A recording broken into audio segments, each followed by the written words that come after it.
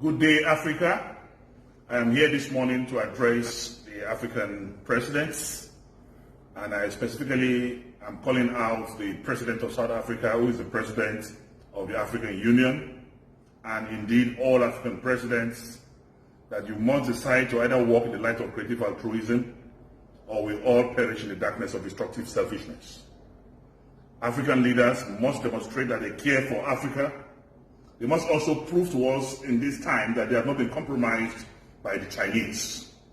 Our brothers and sisters have been molested, have been insulted, have been harassed, have been maimed in China. And we have not seen any African president coming out to holistically address or call out the president of China. We are not to be treated like animals. The present generation of Africans are not the same generation of Africans that were stolen and taken in slave trade so many decades and centuries ago. We will not allow this to continue. It is an opportunity for African presidents to rally around Africa at this time and defend Africans in China. What we are seeing on the social media and in the mainstream media, the treatment meted on our brothers and sisters across Africa is unacceptable to Africans, it's unacceptable to us in Nigeria. We are using this opportunity to call on African presidents to quickly become born again and begin to take issues that concern Africans as seriously. You must practice what I call African diplomacy, African citizen diplomacy. You must protect Africans anywhere in the world, except if you have all been compromised by China. This is a call on all presidents of Africa, through the instrumentality of the African Union, to wake up from their slumber. I pray the Almighty God will make this whole COVID-19 thing come to an end. We are resorting to prayer, we are resorting to God, who is the supreme controller of the universe, and our belief is that He will rescue us. This day, I remember Mugabe, and I wish Nelson Mandela is still alive. Will he keep silent in the face of obvious obscurity? Will he keep quiet in times like this, in times of vicissitude and vacillation against Africans in China? African presidents, please wake up from your slumber.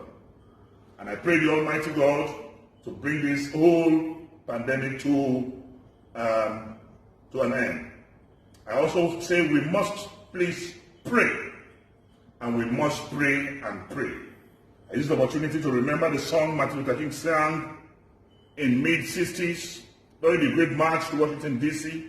And after singing that song, racism died in America, and the blacks were liberated, and Obama became president, the first black president in America. When Paul and Silas prayed in the prison, there was no freedom.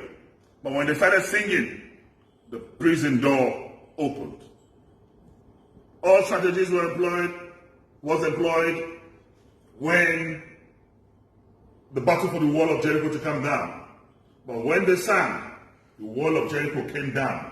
There's efficacy and power in songs. This morning, if you believe in the efficacy of the Almighty God, if you believe in the supremacy of God, who is the supreme controller of the universe, join me in singing that same song Martin Luther King sang in 1964 during the Great March to Washington, D.C. And I believe God will heal our land, coronavirus, COVID-19 will be defeated, and we will all be happy again. We shall overcome.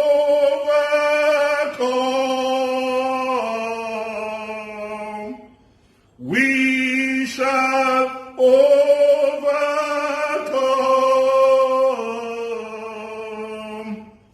We shall overcome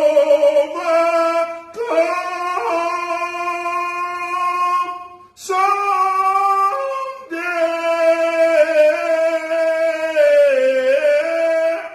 Deep in my heart,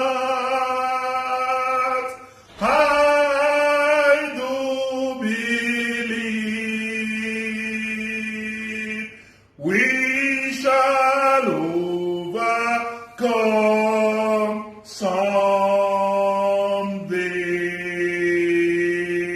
Aluta continua, Victoria Asata. I am Dino.